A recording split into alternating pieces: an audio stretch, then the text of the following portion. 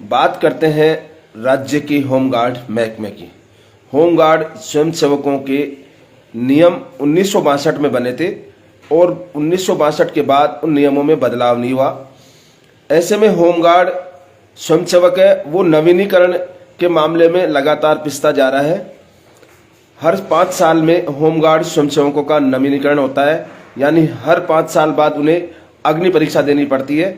अगर उस अग्नि परीक्षा में सफल हुए तो वापस ऑन रोल होंगे, नहीं तो डिस्चार्ज कर दिए जाएंगे। इस तरह का कई होमगार्ड स्वयंसेवकों के साथ हो चुका है।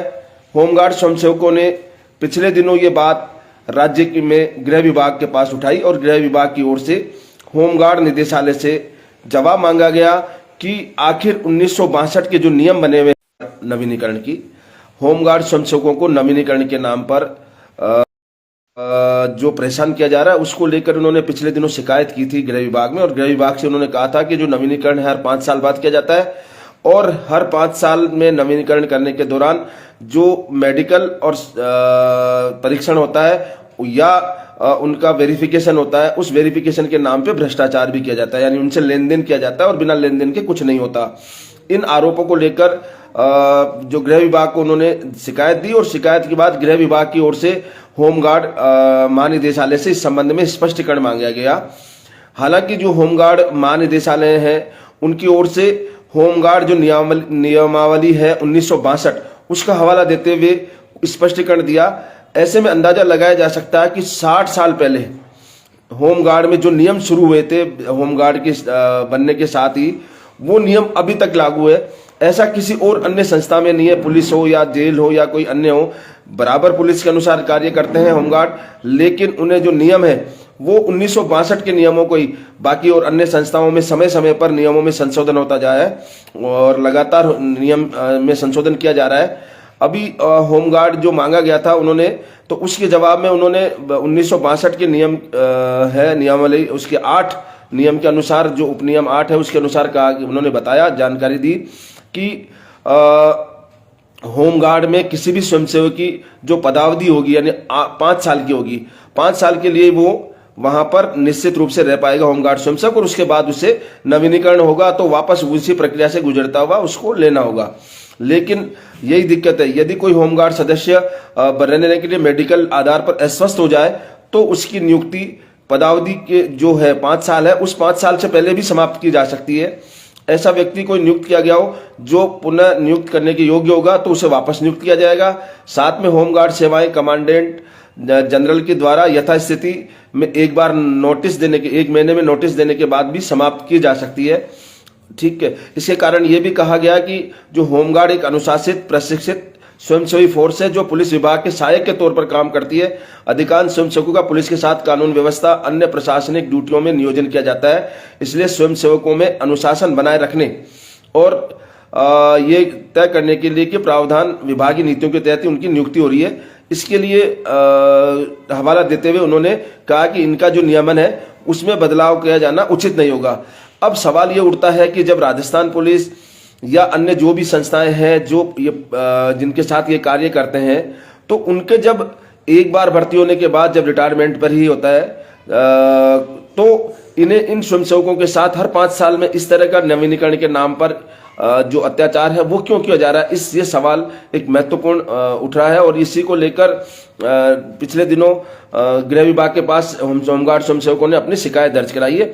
और अब ये भी है कि हर 5 साल में जब ये नवीनीकरण के लिए जाते हैं तो उनसे जो होमगार्ड अधिकारी हैं उनको पता है कि ये नवीनीकरण इसको वापस होगा तो ही ये ऑन रोल रह पाएगा। ऐसे में भ्रष्टाचार भी की शिकायतें भी लगातार आती रही है और पिछले दिनों वीडियो वायरल भी हुए हैं इस तरह के। ऐसे में अब गृह विभाग से होमगार्ड डीजी से मांगा गया था और उसके बाद उन्होंने मना कर दिया कि जो होमगार्ड नवीनीकरण प्रक्रिया है वो बदल। हालांकि उन्होंने भ्रष्टाचार के आरोपों से भी इनकार कर दिया कि जो मेडिकल और पुलिस वेरिफिकेशन है वो पुलिस के ऑन रिकॉर्ड के अनुसार होता है, ऐसे में उसमें भ्रष्टाचार का कहीं लेना देना नहीं है।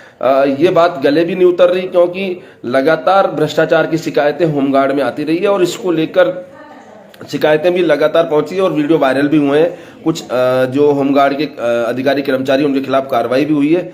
ऐसे में हम ये नहीं मान सकते, लेकिन लगातार अब सवाल उठता है इनके नवीनीकरण का।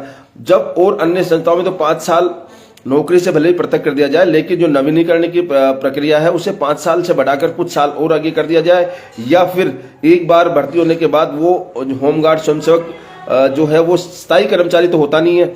ऐसे में उसे बार बार नवीनीकरण के नाम पर मानसिक प्रतिवेदना देना ठीक नहीं है। ये एक सोचने वाली बात होगी। इसके लिए मैं तमाम जो अधिकारी हैं होमगार्ड के उनसे और गृह विभाग के अधिकारियों से भी अपील करना चाहूंगा कि इस तरह से जो केवल किसी भी फोर्स में केवल अनुशासन के नाम पर या किसी अन्य आधार पर किसी को प्रताड़ित करना उचित नहीं है।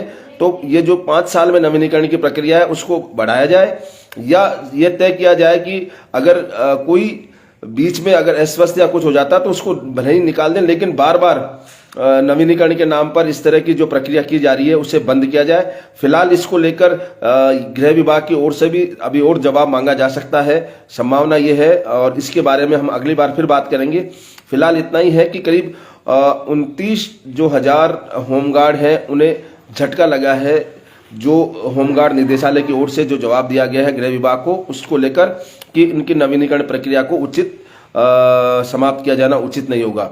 यानी वो भी नहीं मानते कि इस नवीनीकरण प्रक्रिया जारी रहनी चाहिए, पर उन्हें ये कौन समझाया कि 1962 के जो नियम बने हुए हैं उन नियमों के तहत जो नवीनीकरण है वो कितना उचित है। ये सोचने वाली बात है, एक मानवता के नाते भी सोचने वाली बात है, और साथ में नियमों को भी देखा जा सकता है कि समय समय पर जब भी नियम संशोधित होते हैं तो उन्हें संशोधन किया जाता है नियमों का। लेकिन होमगार्ड में 1962 से अब तक नियमों का संशोधन नहीं हो पाया है। ऐसे में उम्मीद है कि अगली बार सरकार कोई ठोस निर्णय लेकर होमगार्ड महानिदेशक को निर्देश देगी कि नियमों में सरलीकरण या संशोधन किया जाए। अभी इतना ही, अगली खबर के साथ फिर जुड़ेंगे। नमस्कार।